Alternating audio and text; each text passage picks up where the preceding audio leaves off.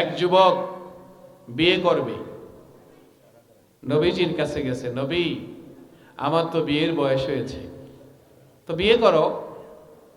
মেয়ে দেখেছ? হুজুর টাকা তো নাই। কি নাই?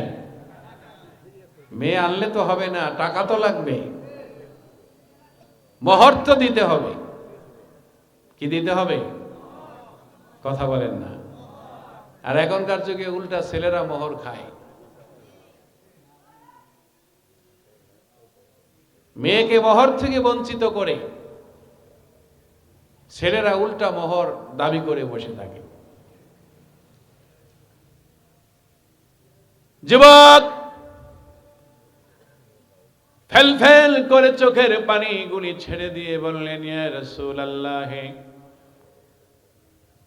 আমার তো টাকা পয়সা নাই গো নবী, কি দিয়ে আমি ওই মেয়েটার মোহর দিব?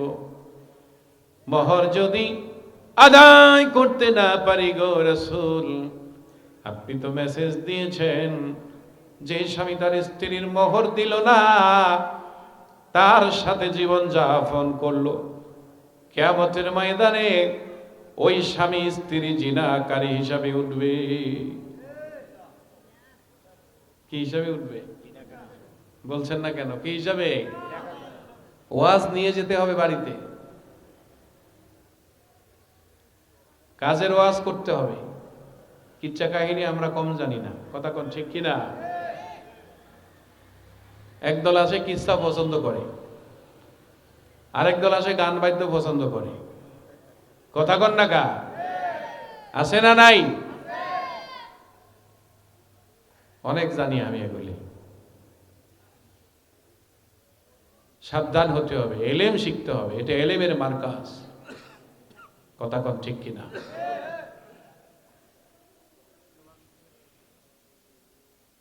যুবক চোখের পানি ছেড়ে কেঁদে দিলেন। নবী বললেন, এ যুবক, আলাইসা মাআকা সূরাতুল ইখলাস? আল্লাহু আকবার। আলাইসা মাআকা সূরাতুল জিলজাল? বলেন আল্লাহু আকবার। এরে যুবক সাহাবী, তোর কাছে কি রে কোরআনের সূরা ইখলাস নাই? তোর কাছে কি সূরা জিলজাল নাই? তুই কি কোরআন জানোস না? তুই কি কোরআন শিখোস না? সে বলল, ও নবী, আমার কাছে কোরআন আছে গো নবী। আল্লাহু আকবার। কি আছে? কি আছে বলে? আমি সূরা ইখলাস জানি, আমি সূরা জিলজাল জানি, আমি সূরা ইয়াসিন জানি, সূরা আর রহমান জানি।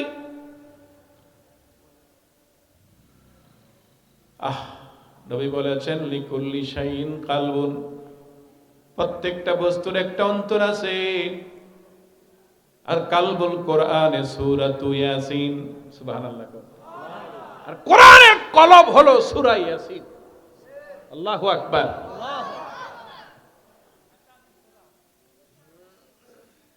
নবী, আমি কোরআন জানি।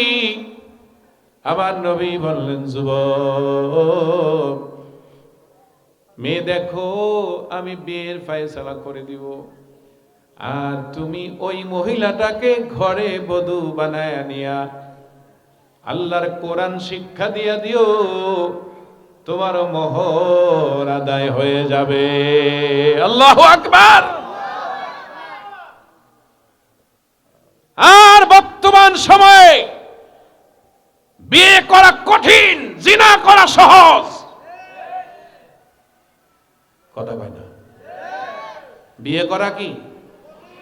বলেন না, বিয়ে করা কি? জিনা করা কি?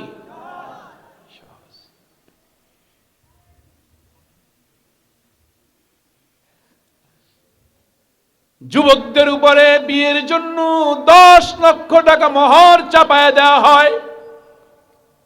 5 লক্ষ টাকার মোহর চাপায় দেওয়া হয়, 3 লক্ষ টাকার মোহরের চাপ দেওয়া হয়। বরপক্ষ করে পক্ষ 300 মেহমান খাওয়াতে হবে, চাপ দিয়ে দেয় মেয়ের বাড়িতে। মেয়ের বাড়িওয়ালারা চাপ দিয়ে দেয় ছেলের বাড়িতে। সুতরাং বেচারা বিয়ে দিতে গিয়া, এই মেয়েটাকে বিয়ে দিবে, স্বর্ণের হার দিতে হবে, গলার কানের দুল দিতে হবে, তারপরে 100 মেহমান খাওয়াতে হবে। যার কারণে গ্রামীণ ব্যাংকে যায়, এনজিও সংস্থাদের কাছে যায়, ওই সুদের উপরে 3 লাখ টাকা লোন লইয়া বেচারা ফকির হয়ে গেছে। কথা কয় না? কি বাস্তব না অবাস্তব? বলেন বাস্তব না অবাস্তব? কে বলেছে আপনাকে এই বিয়ের ব্যবস্থা করতেন? মেয়ের বাবা যদি 10 জন মেহমান খাওয়াতে পারে, আপনি 10 জন নিয়েই আপনার ছেলেকে বিয়ে করান। ছেলের পক্ষে যদি 50,000 টাকাই মোহর দেওয়া সম্ভব হয়, এটাই মোহর। মোহরের চাপ দিয়ে 2 জনের সম্পর্কে হারাম ঢুকায় দেয়। এই জন্য স্বামী স্ত্রীর সংসারে ঝগড়া ছাড়া আর কিছুই থাকে না। কথা বলছেন না? আমার এই কথাগুলি যারা শুনবে তারা তো নাই, তারা আড্ডায় গানের কাছে মোবাইল নিয়ে পড়ে আছে। হ্যাঁ রে মুসলমান, খবর আছে রে, খবর আছে।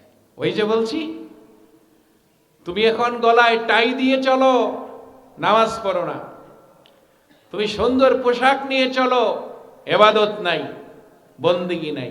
আল্লাহ কিন্তু কিয়ামতে তোমার গলায় তোমার আমলনামাটা ঝুলিয়ে দিবে। এইভাবে ঝুলিয়ে দিবে। আমার দিকে চান, এইভাবে কি কথা বলেন? এইভাবে কি? এই যে অনুক, অনুক মানে ঘাড়, গ্রীবাস্ত, এইভাবে ঝুলিয়ে দিবে। এরপরে আয়াতে কি বলছেন আল্লাহ? ইকরা কিতাবাকা ওয়া কাফা বিনাফসিকাল ইয়াওমা আলাইকা হাসিবা।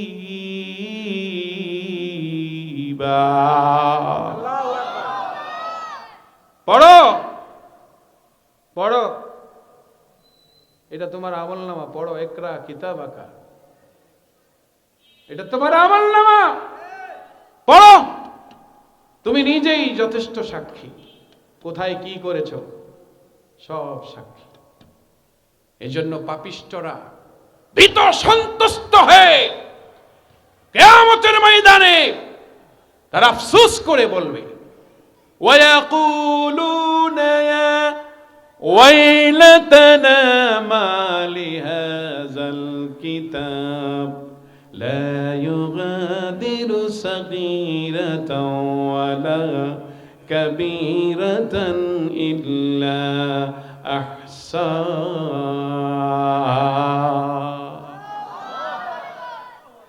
মাথায় হাত রেখে বলবে, এটা কেমন আমলনামা দিল রে আল্লাহ।